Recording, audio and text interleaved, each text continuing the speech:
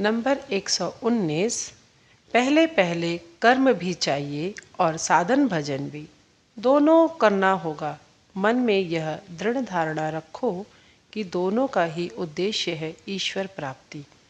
आदर्श ठीक न रहने से अनेक विपरीत और अशुभ भाव आ जुटते हैं और कर्म में ही आदमी अपने को भूल जाता है। सभी बातों में ऐसा ही होता है, इसलिए सदा सजग रहने की ज़रूरत है। सद विचार करने की ज़रूरत है। प्रार्थनाशील बने रहने की ज़रूरत है। ऐसा होने पर ईश्वर की कृपा से ऐसी एक अवस्था आएगी जब साधन भजन और कर्म में कोई भेद ज्ञान नहीं रहेगा। तब सब ही साधन भजन हो उठेगा। फिर भी कर्मियों को बीच बीच में कुछ दिन के लिए वैराग्य भाव का अवलंबन करके तीर्थ भ्रमण, एकांत में साधन भजन और तपस्या करने की आवश्यकता है। इससे शरीर मन सतेज और प्रफुल्ल होता है। आत्म प्रयत्य और ईश्वर पर निर्भरता उत्पन्न होती है।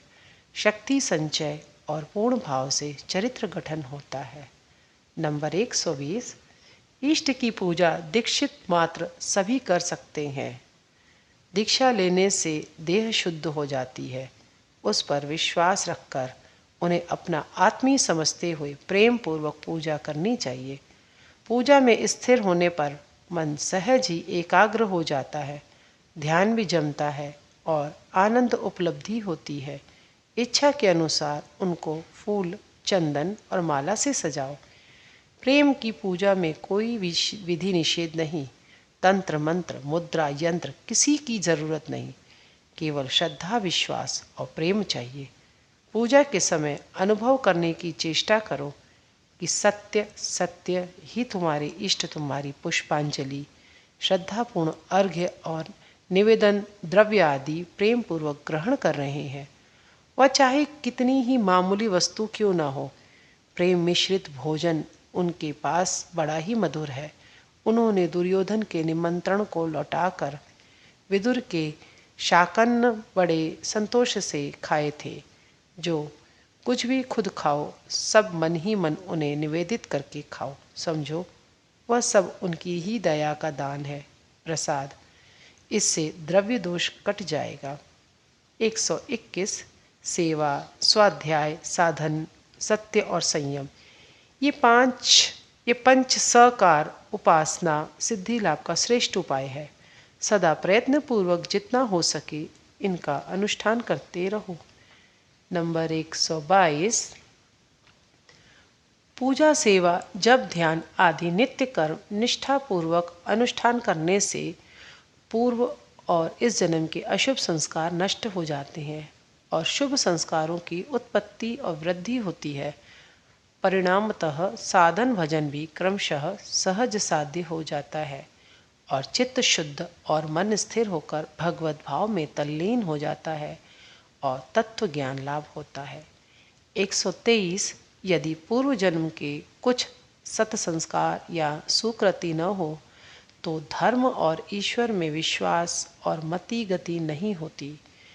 यदि किसी विशेष पुण्य फल के कारण हुई भी तो इतने बाधा विघ्न आ जुटते हैं कि सबको ठेल ढकेल कर धर्म मार्ग में द्रुत गति से अग्रसर होना पड़ता, बड़ा ही कठिन हो जाता है।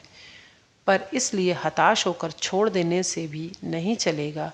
उन्हें अतिक्रमण करने के लिए जितने ही दृढ़ प्रतिज्ञ होगे उतने ही वे मार्ग छोड़कर भागने लगेंगे और शायद वे ही शत्रुता छोड़कर तुम्हारे अनुकूल और सहायक बन जाएंगे।